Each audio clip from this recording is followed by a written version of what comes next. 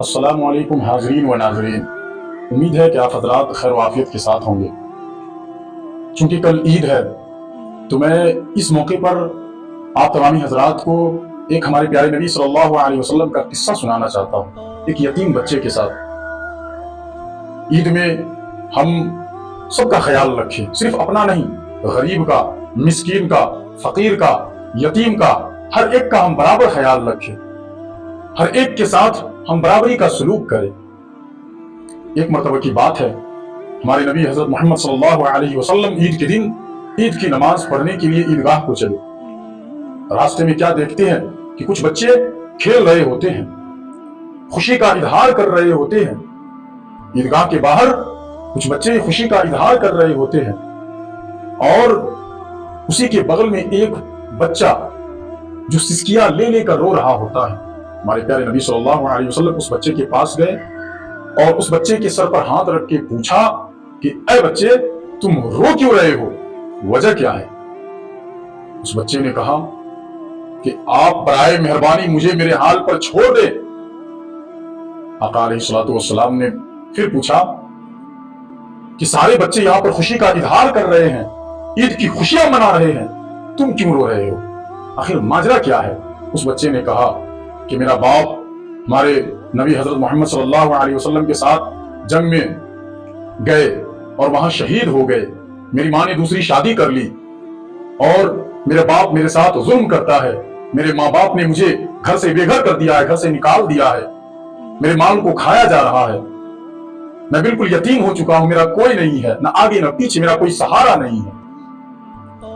نبی علیہ الصلوۃ والسلام نے اس بچے کا ہاتھ پکڑا اور اس کے چہرے کو اپنی جانب مخاطب کیا اور کہا کہ کیا تو اس بات سے راضی نہیں ہے کہ حضرت محمد صلی اللہ علیہ وسلم تیرا باپ اور اماں عائشہ تیری ماں ہو، فاطمہ تیری بہن ہو، حسن تیرا چاچا ہو، علی تیرا چاچا ہو، اور حسن حسین تیرا بھائی ہو۔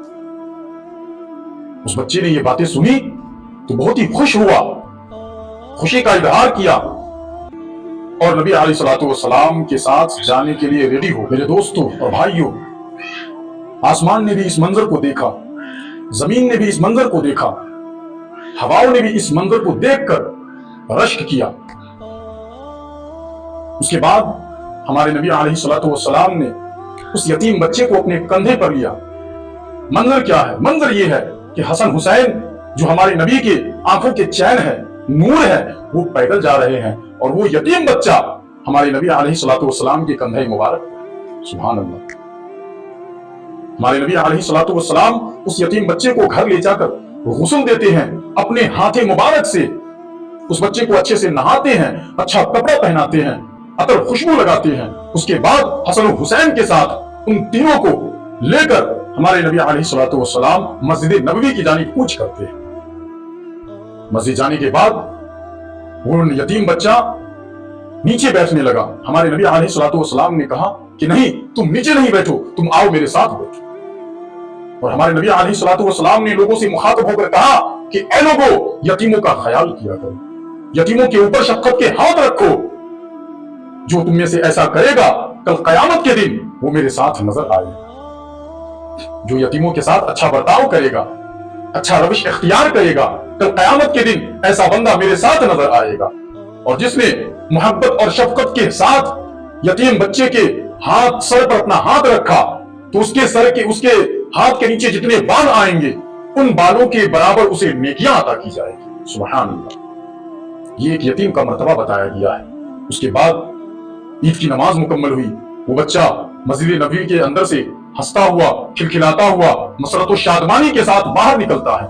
یہ منظر دیکھ کر وہی بچے جو باہر کھیل رہے ہوتے ہیں شروع میں، دیکھ کر چونک جاتے ہیں، اور سارے بچے جا کر اس یتیم بچے کو گھیر لیتے ہیں، پوچھتے ہیں کہ میں یہ کچھ دیر پہلے تجھے روتا ہوا دیکھا تھا، لیکن تو ابھی خوشحال نظر آ رہا ہے، آخر وجہ کیا ہے؟ اس یتیم بچے نے کہا کہ جس کا باپ محمد ہو، جس کی ماں عائشہ ہو، جس کی بہن فاطمہ ہو، اور جس کا چچا علی ہو، جس کا بھائی حسن و حسین ہو، وہ خوشی نہیں منائے گا تو غم منائے گا۔ وہ کیا کرے؟ یقیناً وہ خوشی ہی منائے گا، اور میں اب وہ یتیم بچہ نہ رہا، بلکہ میں اب آقائے نامدار حضور تاجدار علیہ الصلوۃ والسلام کا ہمدرد بن چکا۔ تمام بچوں نے یہ حسرت کیا، یہ خواہش ظاہر کی کہ کاش میرے بھی ماں باپ نہ ہوتے، میں بھی یتیم ہوتا تو مجھے بھی نبی علیہ الصلوۃ والسلام اپنے کندھے پر بیٹھاتے، مجھے بھی نبی علیہ الصلوۃ والسلام اپنا بیٹا مانتے، اپنے ساتھ لے جاتے اور کھلاتے۔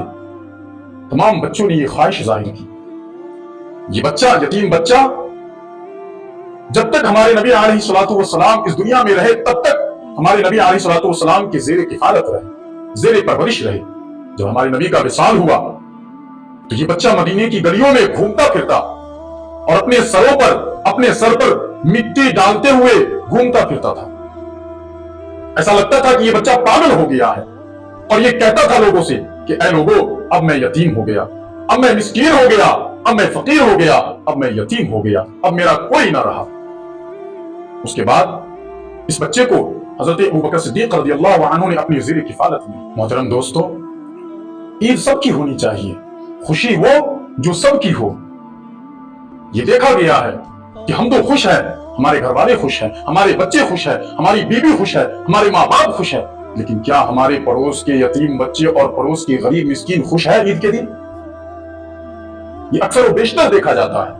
اسی لیے آپ جب عید منائیں تو سبھی غریبوں کا بھی خیال رکھیں، خصوصی طور پر یتیم بچوں کا خیال رکھیں، جس کے سروں سے ماں باپ کا سایہ اٹھ چکا ہے، جس کا کوئی سہارا نہیں ہے، جس کا کوئی دیکھنے والا۔ دوستو، یہ کیسی خوشی ہے، اس میں ہمارا پڑوسی شامل نہیں ہے۔ یہ کیسی خوشی ہے جس میں صرف ہمارے گھر والے خوشی منا رہے ہیں۔